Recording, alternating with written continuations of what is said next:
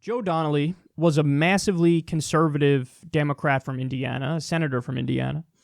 I say the word was because he just lost, so he no longer is a senator. He was a senator. I want to show you one of his ads, and then you'll see, or I think you'll see, unless you totally disagree with me on election strategy, why it is he got his ass handed to him. Socialists want to turn health care over to the government.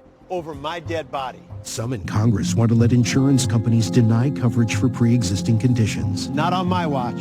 The radical left wants to eliminate ICE. I support ICE in funding President Trump's border wall. Extremes on the left and right want to cut defense spending. I don't want our troops in a fair fight.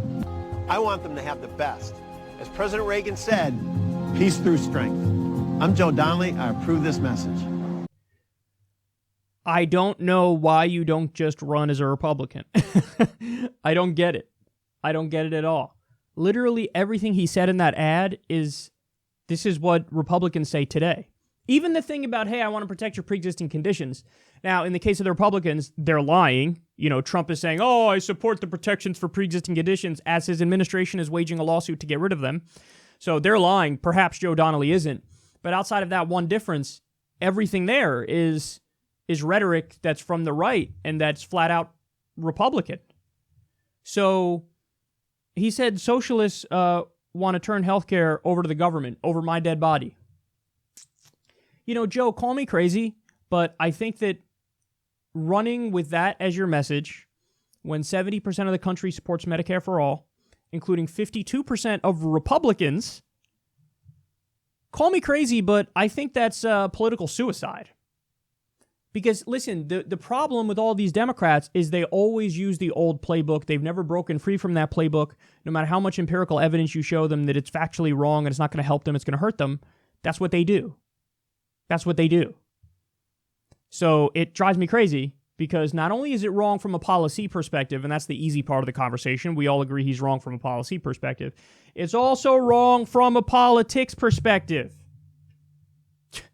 Railing against healthcare for everybody, and then, I support ICE. By the way, there's so much straw manning over this issue. The argument from the left is not, because Trump takes this and other Republicans take this and they spin it as, oh, the left is saying they're running on open borders. Nobody said that. Nobody said abolish the Customs and Border Protection group. Nobody said that.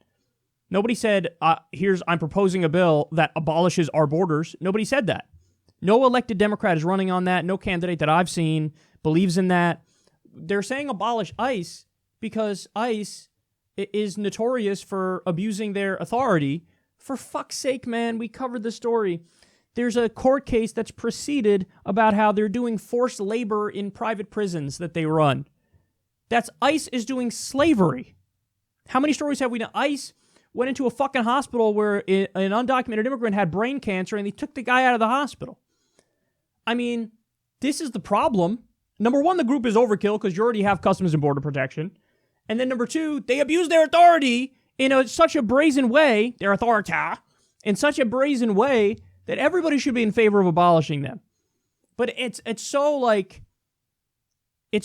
political in the sense that people just, they exploit what people's default understanding of ICE would be.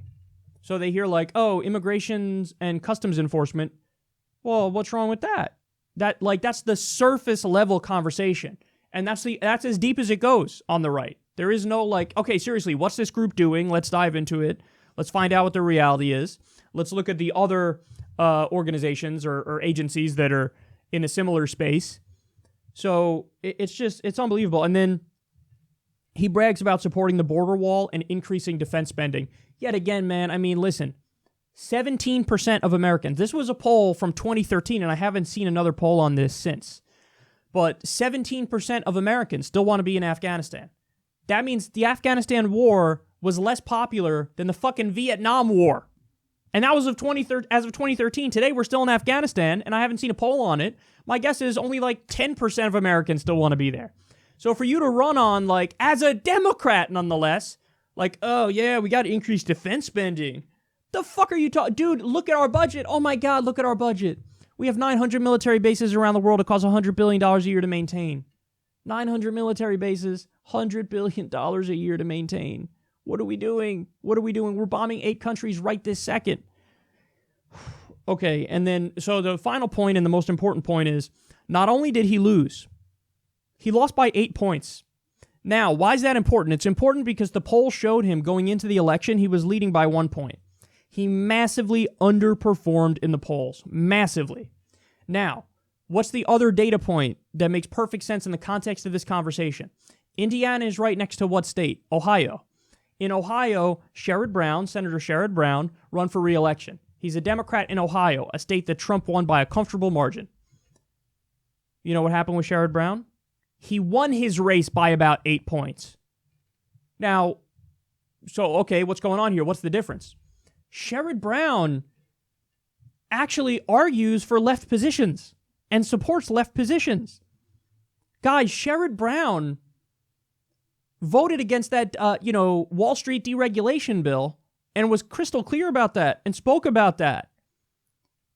Sherrod Brown is a guy who focuses on, trade and outsourcing and is not afraid to argue for these left positions. So Sherrod Brown in Ohio, the state right next to Indiana, runs in an unapologetic way on the left and wins his election by 8 points. In Indiana, Joe Donnelly runs as I'm a Republican and loses by 8 points. What lessons are there to take away from that? Guys, and I got data points like that all day long. Claire McCaskill got her ass handed to her in a state where a left-wing ballot initiative got over 60% of the vote. So people are voting for left-wing ballot initiatives, but not for the nominally left candidate. Why? For obvious reasons, because they actually want somebody who represents these positions instead of just cowering to the right. So that's where we are today, and it's a shame. Point blank period, do not spit in the face of your base. Super serve your base. See, in the case of Joe Donnelly, okay, Republicans super serve their base heading into election. Joe Donnelly also super serves the Republican base heading into election. I wonder who's going to win.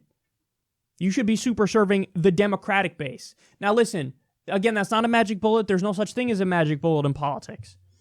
But it is the best possible strategy to give you the best chance of winning. The only districts where I would not recommend this strategy are relatively high-income districts. Because populism does not work in relatively high-income districts because they're comfy already. But everywhere else, left-wing districts, right-wing districts, as long as they're poor or middle class, 100% you have to run a populist left-wing strategy and you'll do the best you could possibly do.